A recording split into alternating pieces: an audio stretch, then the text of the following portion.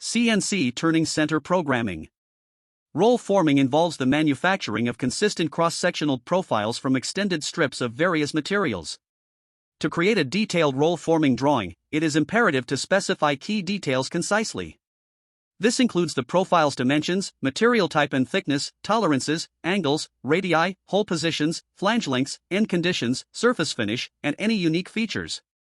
Additionally, the drawing should indicate the required quantity and length for each profile, as well as any special markings or labels.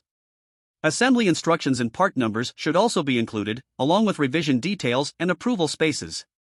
Collaborating with an experienced engineer or draftsman is crucial for ensuring that the drawing accurately represents the design specifications and is comprehensible for the manufacturing team. Such a comprehensive drawing facilitates efficient and precise roll forming processes.